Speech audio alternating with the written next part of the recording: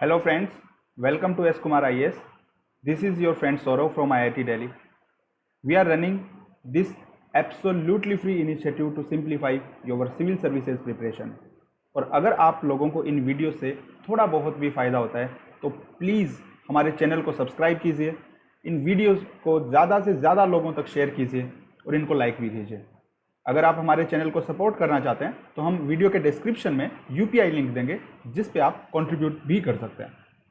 तो हम अभी तक पढ़ रहे थे जनरल स्टडीज़ के पेपर जो 2 है उसके प्रीवियस ईयर के क्वेश्चन पेपर सोल्व कर रहे थे और साथ साथ में मैं आपको western political thought, political science से रिलेटेड चीज़ें भी पढ़ा रहा था। ये दोनों जो इनिशिएटिव है हमारे पैरेलल चलेंगे। अब पॉलिटिकल साइंस के अंदर हमने जो भी वेस्टर्न पॉलिटिकल थॉट है उसको एक ब्रीफ के अंदर स्टडी कर लिया था। जो भी उनके इंपॉर्टेंट आइडियाज़ थे सोक्रेटिस से लेके प्लेटो, देन एरिस्टोटल, और उसके बाद में जो आपके मॉडर्न थिंकर्स भी थे मैकियावेली, एंड मॉडर्न के अंदर आप देखेंगे Hobbes, Locke, Mill and Hannah Arendt भी हमने पढ़ा। उससे पहले हमने जो मार्क्स हैं और ग्राम्सी हैं उनको भी पढ़ा। अब मोर और लेस तो चीज़ें मैंने बोल दी थी, बट कुछ अगर उनकी डिटेल्स रह गई अगर हों, और मेनली जो उनका पर्सपेक्टिव होता है जैसे उनकी क्रिटिसिज्म्स हैं वो सब चीज़ें हमने नहीं पढ़ी थी, तो वो अब हमें इन सब क्लासेस में देख लेंगे। टाइम की कमी की वजह से मैं आपके लिए अलग से नोट्स नहीं बना पा रहा हूँ। मेरे जो खुद के नोट्स हैं जैसे मैं आपको दिखा देता हूँ वो थोड़े से मैसी हैं, ठीक है। अब ये मेरे खुद के नोट्स आपको समझ में नहीं आएंगे। जैसे एक हिंदी के अंदर कहावत होती है कि गूंगे की भाषा उसकी माँ समझती है, ठीक है। तो उसी तरीके से ये जो मेरे नोट्स हैं उनको सिर्फ मैं समझ सकता हूँ, ठीक है। बट आप लोगों को डरने की ज़रूरत नहीं है। वेस्टर्न पॉलिटिकल के थॉट के जो नोट्स हैं वो थोड़े और भी ज़्यादा मिक्सड अप हैं, पोच पोच लगेगा आपको देखने में। आप ज़्यादा टेंशन मत लीजिए, मैं आपको जो भी चीज़ें ज़रूरी हैं वो बहुत आराम से समझाऊंगा।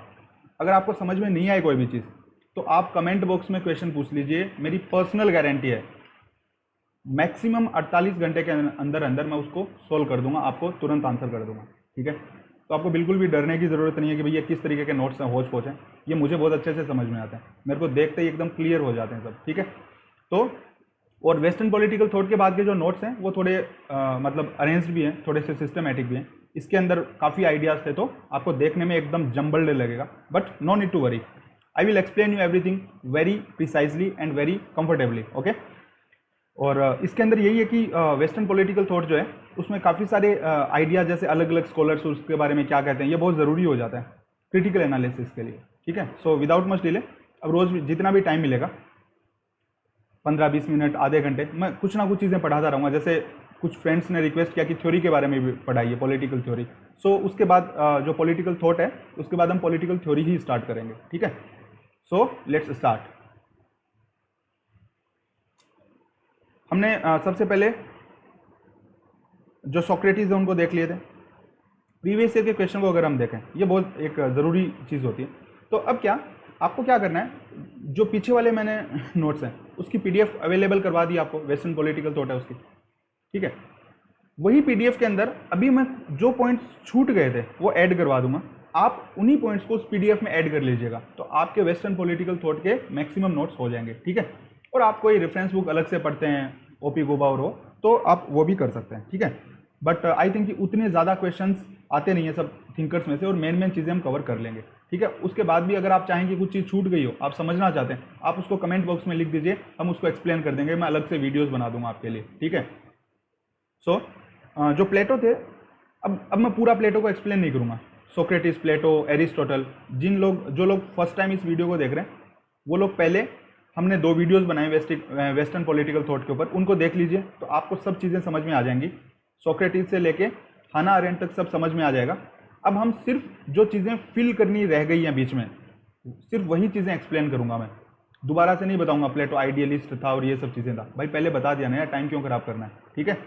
सो प्लेटो की कुछ चीज़ें जो मैंने शायद पहले बताई नहीं थी वो मैं बताता हुआ चलूँगा, और उसकी क्रिटिसिज्म भी जो लोगों ने की वो बताऊँगा। सो प्लेटो जो था उन्होंने प्लेटो एस्टैब्लिश सुपीरियरिटी ऑफ फिलोसॉफी और फिजिक्स। उस वक्त के जो लोग थे वो लोग नहीं, फिलोसोफर बोल सकते हैं, पॉलिटिकल फिलोसोफर थे जो उस वक्त के, वो लोग फिजिक्स को और या तो फिर जो मटेरियल जो चीज़ें हैं उनको ज़्यादा मतलब वैल्यू देते थे, ठीक है। इसीलिए प्लेटो क्या था, आइडियलिस्ट था।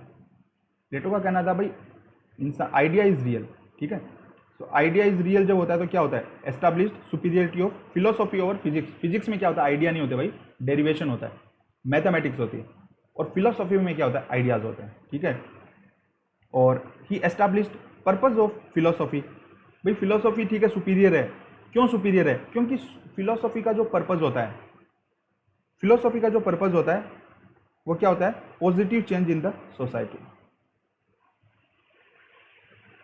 और positive change in the society करने के लिए ही जो है वो फिजिक्स से ज़्यादा इंपॉर्टेंट क्या हो जाती है, फिलोसॉफी हो जाती है, ठीक है। और इसीलिए वो क्या देता है, सारी थ्योरीज देता है, फिलोसोफर किंग की थ्योरी देता है, कम्युनिज्म की थ्योरी देता है, जो हमने ऑलरेडी पढ़ लिया।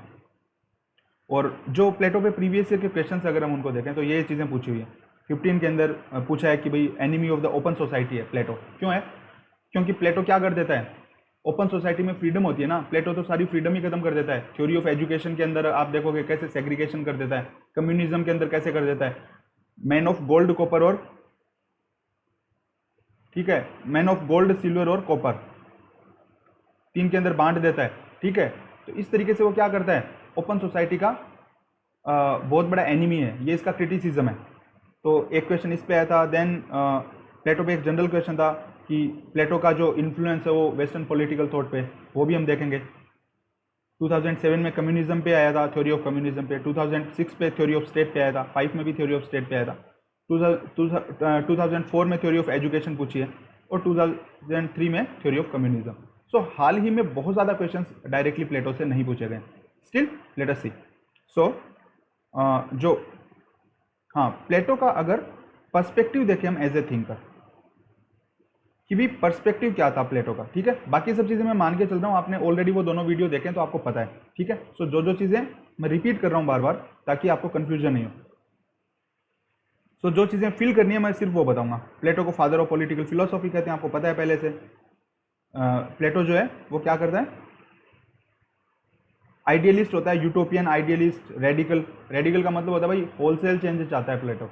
बाकी थिंकर्स क्या चाहते हैं, कई बार थोड़ा थोड़ा चेंज करो, जैसे एरिस्टोटल कहता है, प्लेटो कहता है नहीं, खत्म करो झंझट एक ही साथ, ठीक है। फैमिली को खत्म कर दिया प्लेटो ने। बाकी थिंकर्स ऐसा नहीं कहते हैं। सो प्लेटो क्या था, रेडिकल था, आइडियलिस्ट था और यूटोपियन था, ठीक है।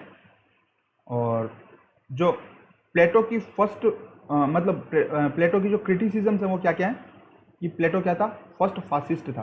प्लेटो को कहा जाता है कि वो फासिस्ट था, क्यों, क्योंकि भाई स्टेट को क्या दे रहा है, सुप्रीम पावर दे रहा है प्लेटो। फासिज्म का क्या मतलब होता है, nothing is about the state. क्या बोला था मुसोलिनी ने, फासिज्म का जो फादर था क्या बोलता है, nothing is about the state, nothing is beyond the state, ठीक है, nothing is without the state. उसी तरीके से प्लेटो क्या बोलता है, स्टेट इज द सुप्रीम। इसीलिए प्लेटो को क्या कहा जाता है, फर्स्ट फासिस्ट। प्लेटो को फर्स्ट कम्युनिस्ट भी कहा जाता है, क्यों, क्योंकि उसने क्या दिया था, थ्योरी ऑफ कम्युनिज्म। थर्ड जो है, प्लेटो को फर्स्ट फेमिनिस्ट भी कहा जाता है, क्यों, क्योंकि प्लेटो ने औरतों को क्या कर दिया था, लिबरेट कर दिया था, कि जो बच्चे हैं वो स्टेट की प्रॉपर्टी है, तुम बच्चों को जन्म दो, तुम फ्री हो, कोई टेंशन नहीं है तुम्हें, तुम आराम से स्टेट के जो फंक्शंस हैं उनमें पार्टिसिपेट कर सकती हो। एजुकेशन के अंदर वुमेन को भी एजुकेशन दिया जाना चाहिए, ये प्लेटो ने कहा था, ठीक है। इसलिए उसको क्या कहा जाता है, फर्स्ट फेमिनिस्ट। तीनों चीज़ें याद हो गई, बाकी मत देखना, नोट्स के अंदर कंफ्यूज हो जाओगे, मैं बता रहा हूँ आप लोगों को, इन नोट्स को सिर्फ मैं ही समझ सकता हूँ, तो तुम लोग सिर्फ उस चीज़ पे ध्यान दो जो मैं बोल रहा हूँ, ठीक है। और जहाँ पे ये पेन जो चल रहा है ना, सिर्फ वहीं पे देखो, ठीक है, पूरे नोट्स में मत देखते रहो वरना उलझ जाओगे। ध्यान से सुनो जो मैं बोल रहा हूँ उसको। अब जो एक जो क्रिटिसिज्म अगर बोला जाता है वो हम बोल सकते हैं कि प्लेटो का डायग्नोसिस जो है वो तो करेक्ट है, ठीक है, क्योंकि प्लेटो बोलता है भाई रूलिंग क्लास के अंदर जो करप्शन है उसका रीज़न क्या क्या है, उसका रीज़न है ग्रीड, लस्ट फॉर पावर, ठीक है, अनलिमिटेड डिजायर्स एंड इग्नोरेंस, ठीक है। किस चीज़ की इग्नोरेंस, व्हाट इज हैप्पीनेस, ठीक है, क्या क्या रीज़न है, greed, lust for power, unlimited desires and ignorance for what is happiness, ठीक है। इसको थोड़ा मैं जूम कर देता हूँ, ये रीजंस हैं, प्लेटो कहता है भाई ये रीजंस हैं। उसका डायग्नोसिस तो सही है प्लेटो का कि भाई यही प्रॉब्लम है, इसी वजह से जो एथेंस था वो बहुत कमज़ोर हो गया था। बट वो जो सोल्यूशन देता है वो बहुत डेंजरस देता है, उसके सोल्यूशन क्या होते हैं, बहुत इम्प्रैक्टिकल होते हैं, है ना। हमने पढ़ा था कि भाई फैमिली और जो प्रॉपर्टी ये सब चीज़ें सोर्स ऑफ वर्च्यू है, जैसे एरिस्टोटल हम आगे पढ़ेंगे भी। तो ये सब उसकी क्रिटिसिज्म थी और ये सब मैं स्किप कर रहा हूँ। क्योंकि ये नोट्स काफ़ी प्रीलिमिनरी स्टेज पे बनाए हुए हैं, तो बहुत ज़्यादा चीज़ें मैंने इसमें डाल दिया है ना। बाद में लगता है कि ये सब वेस्ट है, इतना ज़्यादा क्यों लिखा, कुछ पॉइंट्स लिख सकता था मैं। आगे के जो टॉपिक्स हैं उनमें आपको काफ़ी सिस्टमेटिक नोट्स मिलेंगे। Reality set of idea I already explained, allegory of cave मैंने एक्सप्लेन कर दिया, थ्योरी ऑफ जस्टिस मैंने एक्सप्लेन कर दिया आपको, डायलेक्टिक्स एक्सप्लेन कर दिया प्लेटो का, और जो सोशल एनिमल ये एक्सप्लेन कर दिया। ठीक है, ये सब चीज़ें हो गई। हाँ, ये प्लेटो का स्टेटमेंट है, अगर आप चाहो तो इसको याद कर सकते हो। Power is law of nature but it does not mean it should B way of life. ठीक है, मतलब जब सोफिस्ट होते हैं उनके साथ प्लेटो का आर्ग्यूमेंट होता है, डायलेक्टिक्स होती है, तो सोफिस्ट कहते हैं कि भाई world understand argument of power rather than power of argument. ठीक है, कि भाई वर्ल्ड जो है क्या समझता है, आर्ग्यूमेंट ऑफ पावर, जिसकी लाठी उसकी भैंस, जिसके पास पावर है उसका आर्ग्यूमेंट माना जाता है, ना कि ये देखा जाता है कि ये कौन कितना बड़ा आर्ग्यूमेंट दे रहा है, वो बहुत महान है। ऐसा कुछ नहीं है, जो स्टेट पावरफुल है वो जो भी बोल रहा है वो महान है। ठीक है, सोफिस्ट ये कहते हैं। तो प्लेटो के पास इसका कोई बहुत अच्छा डिफेंस नहीं होता है इस बात का, क्योंकि ये सही बात है। आप चाहते हो कि ये दुनिया होनी चाहिए, एक होता है वन ought टू बी, है ना, दो चीज़ें होती हैं, एक होता है ought टू बी और एक होता है इज। ought टू बी होता है जो आप करना चाहते हो उस दुनिया के अंदर, इज होता है जो है। तो पावर है उस जिसकी लाठी उसकी भैंस, ये रियलिटी है। अब आप इसको पलट नहीं सकते हो, आप चाहो या नहीं चाहो उससे कोई फर्क नहीं पड़ता है। ठीक है, इसीलिए प्लेटो के पास इसका कोई डिफेंस नहीं होता है। तो प्लेटो कहता है यस, ये ठीक ही बात है कि power is law of nature but it does not mean it should B way of life. लेकिन इसका मतलब ये नहीं जिंदगी इस हिसाब से जी जानी चाहिए। इसीलिए वो क्या करता है, प्लेटो आइडियलिज्म को डिफेंड करता है। ठीक है, और प्लेटो के आइडियलिज्म को मैंने ऑलरेडी एक्सप्लेन कर दिया। जिन लोगों को समझ में नहीं आ रहा है, शुरू के 2 वीडियो जाके देख लो, सब कुछ समझ में आ जाएगा। फिर भी नहीं समझ में आ रहा है, कमेंट बॉक्स में क्वेश्चन डाल दो, मैं बाद में एक्सप्लेन दोबारा कर दूंगा। ठीक है, जस्टिस को हमने देख लिया था प्लेटो की, और state is the bigger form of individual, इसको हमने देख ही लिया था कि भाई प्लेटो जो होता है वो बोलता है जस्टिस है 2 लेवल्स, एक तो इंडिविजुअल और एक स्टेट के लेवल पे। इंडिविजुअल लेवल पे जस्टिस क्या बोलता है, स्टेट के लेवल पे जस्टिस क्या बोलता है, इंडिविजुअल लेवल पे जस्टिस क्या बोलता है, सेटिस्फेक्शन होता है ना, सेटिस्फेक्शन एंड हैप्पीनेस। और स्टेट के लेवल पे क्या होता है जस्टिस से, हार्मनी। ठीक है, पीस, हार्मनी एंड एक्सीलेंस। और इसके लिए प्लेटो फंक्शनल स्पेशलाइजेशन देता है, non interference in one work, just soul, 3 तरीके के चीज़ें बताई थी, रीजन, करेज एंड एपेटाइट। ठीक है, जिसकी एपेटाइट होता है वो क्या होता है, मैन ऑफ कॉपर होता है एपेटाइट वाला। तो आपको क्या बनना है, मैन ऑफ एपेटाइट नहीं बनना है, क्या बनना है, मैन ऑफ रीजन बनना है। रीजन क्यों, मैन ऑफ रीजन क्या होता है, मैन ऑफ रीजन होता है मैन ऑफ गोल्ड, जो कि यूपीएससी मांगती है आप लोगों से। ठीक है ना। सो अब देखते हैं प्लेटो की क्रिटिसिज्म। दोस्तों प्लेटो की ये बहुत इंपॉर्टेंट है। मतलब कोई भी आपको थिंकर है वो पूछेगा नहीं कि क्रिटिसाइज करो, आपको आंसर राइटिंग में ये करना ही होता है कि जो भी कोई थिंकर है आपकी उसकी क्या क्या क्रिटिसिज्म्स हैं वो लिखना है। ठीक है, तो हम अब प्लेटो की क्रिटिसिज्म देख लेते हैं। मोस्टली बाकी चीज़ें मैंने आपको बताई दी, थिंकर्स की क्रिटिसिज्म ही बतानी है आपको, तो मैं हर थिंकर की आपको बताता हुआ चलूँगा। अब यार ये नोट्स जो हैं उसको मैं मतलब अलग से टाइप नहीं कर सकता, अलग से नोट्स नहीं बना सकता, इतना मेरे पास अभी टाइम नहीं है। So please beer with me, मेरे को भी अच्छा नहीं लग रहा है। मैं भी चाहता हूँ कि बहुत अच्छे से एकदम सजा के नोट्स बनाऊँ टाइप करके, और जैसे होता है ना यूट्यूब के ऊपर बाकी चैनल्स पे आप देखते हो कि बहुत अच्छे से मटेरियल, उन सब लोगों के पास काफ़ी टीम्स होती हैं चीज़ें बनाने के लिए। अब मैं अकेला पर्सन इतना नहीं कर सकता। So I hope that you will understand the spirit. But ये चीज़ गारंटी, आपको जो भी मैटर मिलेगा वो टॉप क्वालिटी मिलेगा, एकदम टॉप नॉच क्वालिटी।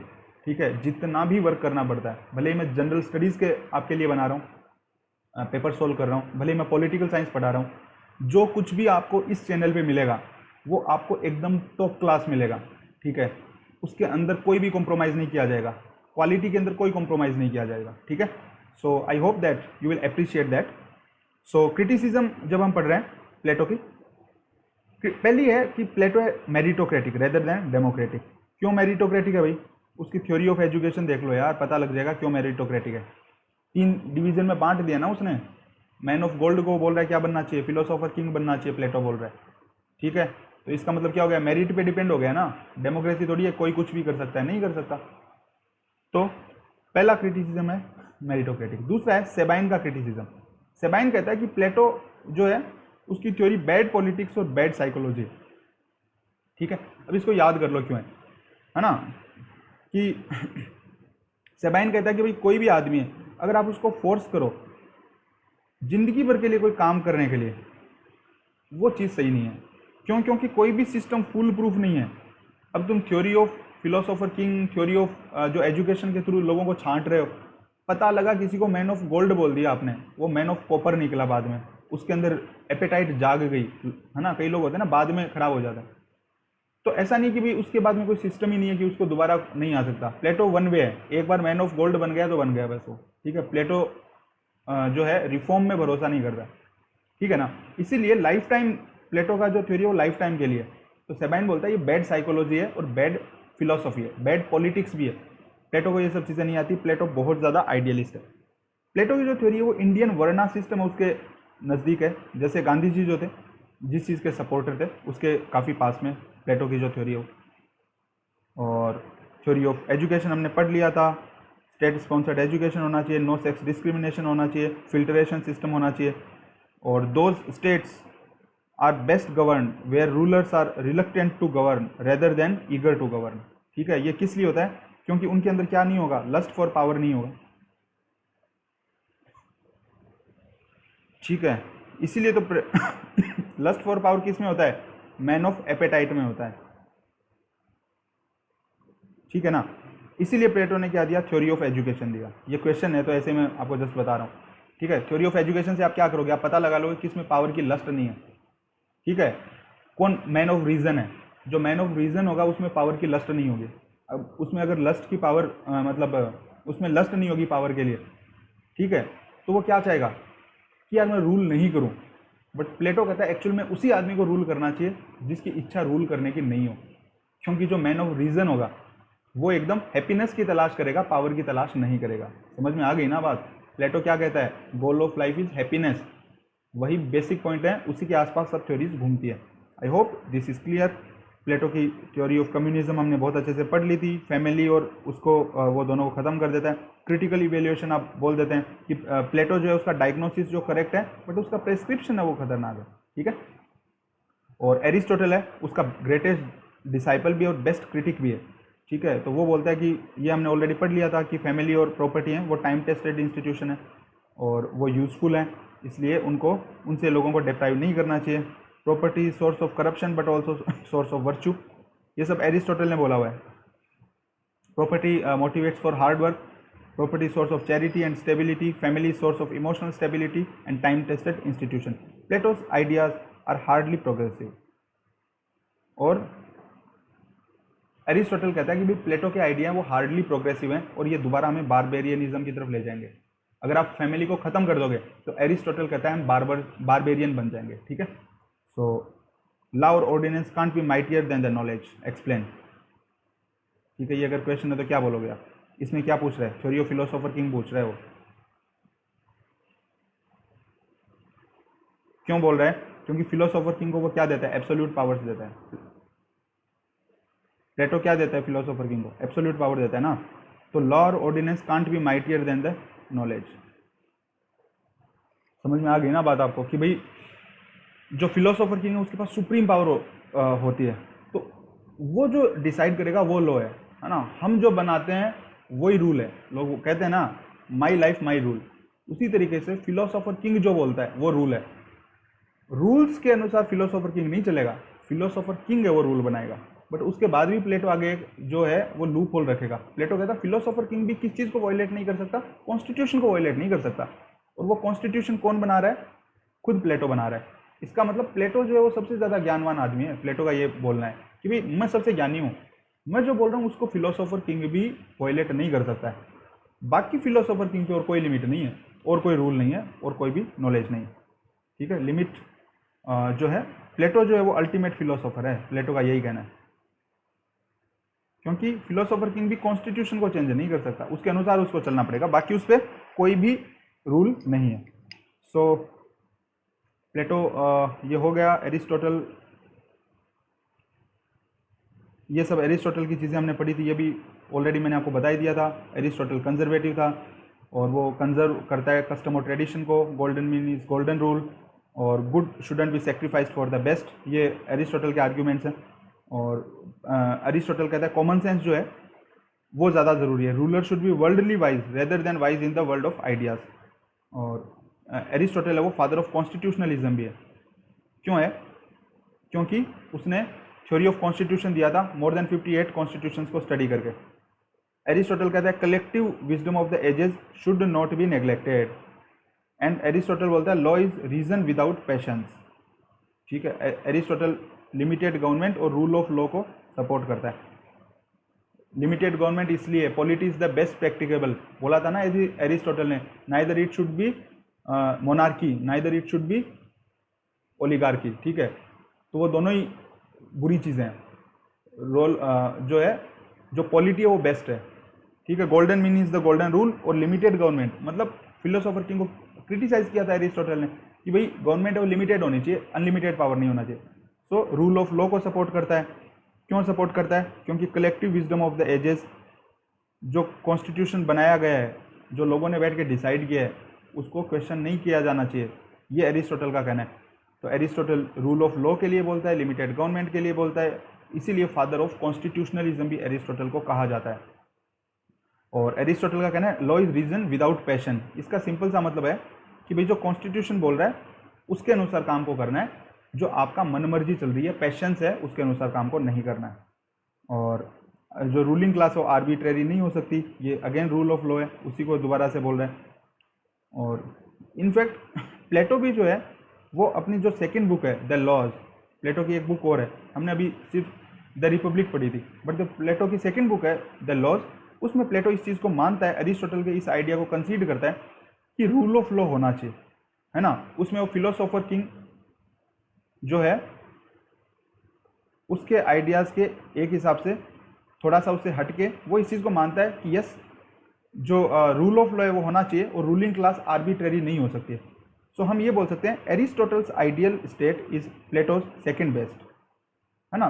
प्लेटो की जो सेकंड किताब होती है द लॉज, वो इस कॉन्टेक्स्ट में होती है, वो देखता है फिलोसोफर किंग की इंस्टीट्यूशन अच्छे से वर्क नहीं कर रही है, तो प्लेटो कहता है कि भाई ठीक है, अगर ये परफेक्टली वर्क नहीं कर रही है तो फिर रूल ऑफ लॉ है वही ज़्यादा बढ़िया है, कि एक आदमी को आपने सुप्रीम बनाया, इसकी बजाय है सभी के ऊपर कानून होना चाहिए, nobody above the law होता है ना। रूल ऑफ लॉ को क्या मतलब है? कानून की तलवार सबके लिए एक समान है, कोई उससे ऊपर नहीं है। तो इसलिए कहा जाता है कि भाई एरिस्टोटल तो बोलता है वही आइडियल है, क्योंकि अल्टीमेटली कभी कोई एक सुप्रीम पावरफुल होना ही नहीं चाहिए, ठीक है, वो हमेशा गड़बड़ करेगा। तो इसलिए एरिस्टोटल तो बोलता है रूल ऑफ लॉ और पॉलिटी जो है, जो डेमोक्रेसी जो है, वही सबसे बेस्ट है। बट प्लेटो कहता है कि भाई होना तो चाहिए कि एक सुप्रीम लीडर होना चाहिए, सबसे बेस्ट तो वो है, बट अगर वो नहीं हो सके तो ठीक है, फिर जो एरिस्टोटल कहता है वही ठीक है। तो एरिस्टोटल जो आइडियल स्टेट है वो प्लेटो का सेकंड बेस्ट है, प्लेटो का आइडियल स्टेट नहीं है। आइडियल स्टेट प्लेटो का क्या है? Philosopher king. So I hope that this is clear to you. और प्लेटो की थ्योरी ऑफ आइडियल स्टेट की क्या है? Idea of justice, rule by philosopher king, और उसके लिए एजुकेशन होना चाहिए, और सेकेंडरी जो मैकेनिज्म है वो कम्युनिज्म की होनी चाहिए। क्रिटिकल इवेल्यूएशन ऑफ जो है प्लेटो आप कर सकते हो कि फेमिनिज्म, फर्स्ट फेमिनिस्ट था प्लेटो, और वो मैंने आपको ऑलरेडी बता दिया। हाँ, प्लेटो फर्स्ट टोटलिटेरियन था। क्यों? क्योंकि ये स्टेट का कंप्लीट कंट्रोल दे देता है, इसीलिए इसको बोला जाता है first fascist and enemy of the open society. Karl Popper नाम का एक स्कॉलर है, कार्ल पोपर, उनकी बुक है enemies of the open society. उसमें कार्ल पोपर क्रिटिसाइज करता है हीगल, प्लेटो और मार्क्स को। इन तीनों को वो क्या बोलता है? Open enemy of the open society. Karl Popper क्या बोलता है? प्लेटो को enemy of the open society. और वो क्यों बोलता है? क्योंकि कार्ल पोपर कहता है कि भाई प्लेटो के जो आर्ग्यूमेंट हैं वो अगेंस्ट होलिज्म है, मतलब सॉरी, प्लेटो जो है वो होलिज्म को रिप्रेजेंट करता है, मतलब whole is prior to the part. इसका क्या मतलब हुआ कि स्टेट है वो किससे सुप्रीम है? इंडिविजुअल से। होलिज्म का ये मतलब होता है, ठीक है। स्टेट के लिए कुछ भी कर दो भाई, कुर्बान हो जाओ देश के लिए। देश का राजा कहता है कि मरो तो मर जाओ, खुद जहर पी के मर जाओ, चाहिए खुद हेमलॉक ले लो, बट जो स्टेट बोलता है वो करना है आपको, ठीक है। ये होलिज्म है, whole is prior to the part, ठीक है। इसलिए कार्ल पोपर कहता है कि ये एनिमी है ओपन सोसाइटी का। अरे भाई स्टेट मार देगा लोगों को, तो लोगों को क्या करना है? स्टेट से क्वेश्चन पूछना है, काउंटर क्वेश्चन पूछना है, आंख बंद करके स्टेट की बात को नहीं मानना है, ठीक है। ये बोलना है कार्ल पोपर का। लेकिन प्लेटो कहता है नहीं भाई, स्टेट जो बोल रहा है, क्योंकि state is individual writ large, state क्या है, सबका बाप के समान है, पिता के समान है, इसलिए स्टेट जो बोले उसको आंख बंद करके मान लो। कार्ल पॉपर दूसरी बात कहता है कि प्लेटो की जो बातें वो अगेंस्ट कॉन्सेप्ट ऑफ फॉल्सिफिकेशन है, मतलब वो इस चीज़ का स्कोप ही नहीं छोड़ता कि भाई तुम जो बोल रहे हो सही है कि गलत है। प्लेटो कह रहा है मैं जो बोल रहा हूँ वो एकदम सही है, इवन फिलोसोफर किंग भी उसकी बात को वॉयलेट नहीं कर सकता। प्लेटो कह रहा है फिलोसोफर किंग भी जो कॉन्स्टिट्यूशन है उसको वॉयलेट नहीं कर सकता है। अब कॉन्स्टिट्यूशन किसने बनाया, कॉन्स्टिट्यूशन प्लेटो ने बनाया, इसीलिए प्लेटो जो है वो खुद डायलेक्टिक्स के द्वारा अपनी थ्योरी को देता है, लेकिन खुद ही डायलेक्टिक्स को ख़त्म कर देता है। क्यों ख़त्म कर देता है, क्योंकि फिलोसोफर किंग को अल्टीमेट पावर देता है भाई प्लेटो। अब फिलोसोफर किंग के पास अल्टीमेट पावर है, मेरे को तुमने अल्टीमेट पावर दे दी, मैं क्या करूँगा, तुम मेरे अगेंस्ट बोलोगे कि सर आपका चैनल बढ़िया नहीं है, ठीक है, तो मैं क्या करूँगा, मैं तुरंत तलवार उठाऊंगा, शप खत्म, ठीक है, ये होता है अल्टीमेट पावर। समझ में आ रहा है ना तुम्हें बात। अल्टीमेट पावर का मतलब होता है अगर तुमने किसी के खिलाफ कुछ बोल दिया, खत्म बात, तुम बोलोगे भाई साहब तुम्हारा चैनल सबसे बढ़िया है, मैं कहूँगा लो ये जो है इनाम लो। इसीलिए ये जो कॉन्सेप्ट है ये प्लेटो कहता है, मतलब ये कार्ल पॉपर कहता है कि भी प्लेटो जो है फॉल्सिफिकेशन का स्कोप ही नहीं छोड़ता है कि मैं भी गलत हो सकता हूँ, नहीं, फिलोसोफर किंग को अल्टीमेट पावर देके डायलेक्टिक्स को खुद ही खत्म कर देता है, इसलिए इसको क्रिटिसाइज किया गया है, ठीक है। प्लेटो को कार्ल पॉपर क्रिटिसाइज करता है। फिर जो कार्ल पॉपर का तीसरा क्रिटिसिज्म है वो बोलता है भाई प्लेटो होलसेल सोशल इंजीनियरिंग कर रहा है। होलसेल सोशल इंजीनियरिंग का मतलब है सभी खत्म कर दो, फैमिली को खत्म कर दिया, ठीक है, जो मैरिड लाइफ है उनको खत्म कर दिया, हस्बैंड वाइफ को सेपरेट कर दिया, बच्चों को अलग कर दिया, प्रॉपर्टी को खत्म कर दिया, ये होलसेल सोशल इंजीनियरिंग है। होलसेल होलसेल होता है ना एक साथ सब कुछ। इसकी जगह क्या होना चाहिए, पीसफुल सोशल इंजीनियरिंग होना चाहिए। जैसा कि मतलब होलसेल किसने किया था, होलसेल का मतलब जैसे हिटलर ने किया था द फाइनल सॉल्यूशन, ठीक है, तो वो होलसेल था। इसकी जगह पीस मील होना चाहिए। पीस मील का मतलब जैसा अरिस्टोटल कहता है धीरे धीरे। फॉर एग्जांपल जैसा पंडित नेहरू जो थे उन्होंने एडवोकेट किया इंडिया के लिए आफ्टर मतलब आफ्टर द इंडिपेंडेंस, जबकि चाइना के अंदर जो हुआ था कल्चरल रिवॉल्यूशन वो क्या था, होलसेल सोशल इंजीनियरिंग। एक ही साथ पूरा कल्चरल रिवॉल्यूशन चाइना के अंदर हो गया था, कम्युनिस्ट रिवॉल्यूशन। सो इसलिए कार्ल पॉपर प्लेटो को क्रिटिसाइज करता है। और हाँ, एक जो और क्रिटिसिज्म है वो जस्ट लेविंसन जो है, if you do not accept, हाँ ठीक है, कार्ल पॉपर है वो बोल रहा है कि भाई अगर हम प्लेटो की बात को मानते नहीं है तो we are under the spell of Plato. अगर हम प्लेटो को, सॉरी मैंने हिंदी के अंदर बोलता हूँ तो कुछ वर्ड्स जो हैं वो आगे पीछे हो जाते हैं थोड़े। कार्ल पॉपर का कहना है कि भाई अगर हम प्लेटो को टोटलिटेरियन नहीं मानते हैं, मतलब अगर प्लेटो को आप ऑटोक्रेटिक नहीं मानोगे, तो इसका सिर्फ और सिर्फ एक कारण है कि आप प्लेटो की स्पेल के अंदर हो, मतलब प्लेटो के प्रभाव में आ गए हो आप, वरना तो कोई कारण ही नहीं है कि प्लेटो को आप टोटलिटेरियन नहीं मानो। वो एक नंबर का जो है सबसे बड़ा टोटलिटेरियन आदमी था। बट जो लेविंसन है वो डिफेंड करता है प्लेटो को। लेविंसन कहता है कि नहीं भाई, प्लेटो के टाइम में और फासिज्म के इमरजेंस के अंदर बहुत ज़्यादा गैप था। आप प्लेटो को पहला फासिस्ट नहीं कह सकते, आप प्लेटो और मुसोलिनी को कनेक्ट नहीं कर सकते। यार प्लेटो कौन सा 300 BC में आया था, मुसोलिनी कौन सा 19 मतलब 20th सेंचुरी के अंदर आया है। तो आप इन दोनों को बिल्कुल टाइम एंड स्पेस के द्वारा ये क्या है, अनकम्पेरेबल है। भाई आप ये थोड़ी बोलोगे कि मतलब इंडिया के अंदर कोई चीज़ हो रही है, आपके गांव के अंदर कुछ भी हो रहा है, आपके छोटे से शहर में कुछ भी हो रहा है, आप बोलोगे भाई जो अमेरिका के प्रेसिडेंट हैं उनके ऊपर आप आरोप लगाने लग जाओगे, ठीक है, कि जो हमारे, या फिर बोल दोगे भाई जो भी गड़बड़ी हो रही है दुनिया में वो ट्रंप की वजह से हो रही है, उन्हीं का नाम ले दो। अब ऐसा थोड़ी है, वो बंदा पहले चला गया, ट्रंप की जो भी लेगेसी थी वो खत्म हो गई। अब आज भी अमेरिका की जो पॉलिसी है, तुम बोलो नहीं ट्रंप की वजह से सब कुछ हो रहा है। और वो तो खैर अपन कंपेयर नहीं कर सकते, ट्रंप तो अभी भी मतलब उतना पुराना नहीं है। बट मुझे लगता है आप कहने का भावार्थ समझ गए कि जो चीज़ें हज़ारों साल सेपरेट हो एक दूसरे से, आप उनको कंपेयर नहीं कर सकते। ये लेविंसन का कहना है, इसलिए वो प्लेटो को डिफेंड करता है। वो बोलता है कार्ल पॉपर की क्रिटिसिज्म गलत है प्लेटो के अगेंस्ट। सो यस, एक और प्लेटो के लिए बोला जा सकता है, प्लेटो के लिए 2-3 स्टेटमेंट है वो याद रख सकते हो। Plato is philosophy, philosophy is Plato, Emerson का ये स्टेटमेंट है, ठीक है। वाइट हेड का स्टेटमेंट है, entire western political philosophy is nothing but foot notes to Plato and Aristotle. क्योंकि जितने भी आइडियाज़ हैं वेस्टर्न पॉलिटिकल थॉट में, फिलोसॉफी में आप देखोगे, जस्टिस, और या तो फिर इक्वलिटी देखो, फेमिनिज्म देखो, और मतलब कोई भी आप आइडिया को उठा के देखो, वो आपको प्लेटो और एरिस्टोटल ने उनके बारे में ज़रूर कुछ ना कुछ थ्योरी दी हुई है। ठीक है, एजुकेशन देख लो आप, इतना वास्ट है प्लेटो ने जो रिपब्लिक बुक के अंदर दिया है। इसलिए व्हाइट हेड का कहना है कि जो एंटायर फिलोसॉफी है वो फुट नोट की तरह है। किसका? Footnote to Plato and Aristotle. और यस, एक और उनका काफ़ी जो है फेमस स्टेटमेंट है। कार्ल पॉपर कहता है, जो प्लेटो का सबसे बड़ा क्रिटिक भी है, जो हमने अभी अभी देखा भी था, ठीक है, वो बंदा खुद कहता है, one can either be platonic और anti platonic but never be non platonic. इसका क्या मतलब हुआ कि भाई या तो तुम प्लेटो को प्यार कर सकते हो या तो हेट कर सकते हो, घृणा कर सकते हो, प्लेटो को इग्नोर नहीं कर सकते। तुम इग्नोर क्यों नहीं कर सकते? क्योंकि भाई उसने ऐसा कोई चीज़ ही नहीं छोड़ा जिसके बारे में उसने कुछ बोला नहीं। आप जस्टिस को उठा लो, फेमिनिज्म को उठा लो, इक्वलिटी को उठा लो, स्टेट को उठा लो, प्लेटो ने हर चीज़ के बारे में बोल दिया। और हर चीज़ के बारे में बोल दिया तो आप ये तो नहीं बोल सकते ना कि उसको इग्नोर कर दो, या तो एग्री करो या तो डिसएग्री करो। कार्ल पॉपर एग्जैक्टली यही बोलता है। ये प्लेटो की ग्रेटनेस को दिखाता है कि भाई उसका सबसे बड़ा क्रिटिक जो है वो भी ये चीज़ बोल रहा है कि तुम या तो क्या हो सकते हो प्लेटोनिक, या तो हो सकते हो anti platonic, but non platonic नहीं हो सकते हो। ये दिखाता है प्लेटो की ग्रेटनेस को। सो फ्रेंड्स, आज हमने प्लेटो पढ़ा। इसी तरीके से हम कोशिश करेंगे कि कुछ जो स्कॉलर्स हैं उनको कवर करें, और उसके बाद हम इसके बाद पॉलिटिकल जो थ्योरी है उसको करने की कोशिश करेंगे। और जो भी आपका सिलेबस वाइज चलेंगे, जितना थोड़ा थोड़ा कवर हो सकता है, मैं पूरी कोशिश करूँगा कि ज़्यादा से ज़्यादा सिलेबस को मैं कवर करवा सकूं, जो भी लिमिटेड टाइम मेरे पास अवेलेबल है। और जितना भी अगर आपको थोड़ा बहुत फ़ायदा होता है तो प्लीज़ यार इस इनिशिएटिव को जितने ज़्यादा स्टूडेंट्स हैं उनके साथ शेयर कीजिएगा। हर आदमी जो है वो कोचिंग नहीं कर सकता है।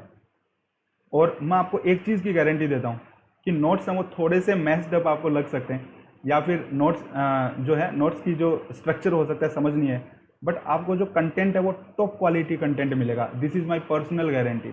ठीक है, किसी भी सब्जेक्ट इस चैनल के ऊपर, भले ही जनरल स्टडीज़ 2 हो, भले ही मैं पॉलिटिकल साइंस पढ़ा रहा हूँ, कुछ भी पढ़ा रहा हूँ, सिविल सर्विसेज के स्टैंडर्ड के अनुसार आपको एक नंबर का जो होता है ना टॉप क्वालिटी कंटेंट मिलेगा। ये मेरी पर्सनल गारंटी है। जितना भी रिसर्च है, जितना भी मतलब चीज़ों को देखना है इंटरनेट पे, रेफरेंस बुक में से कहीं से भी, वो सब कुछ मैं ऑलरेडी करके यहाँ पे बैठा हुआ हूँ। आप लोगों को सिर्फ मैं जो बता रहा हूँ उसको पीना है। सारा की सारी चीज़ें घोट दी है मैंने तुम लोगों को, ठीक है ना। जितना मसाला भरना था भर दिया है, सारा डिश तैयार है। आप लोगों को खाना है बस उसको अच्छे से, ठीक है ना, उसको डाइजेस्ट करना है, दैट्स इट। इस चीज़ पे आप मेरे ऊपर पूरा भरोसा कर सकते हो। मैं अपना 100% दे रहा हूँ, 200% दे रहा हूँ, और मैं चाहता हूँ आप भी अपना 100% दें। सो मैं अगेन आपसे सिर्फ यही रिक्वेस्ट करूँगा, अगर आपको इससे बेनिफिट होता है तो आप प्लीज़ ज़्यादा से ज़्यादा स्टूडेंट्स के साथ इसको शेयर कीजिएगा।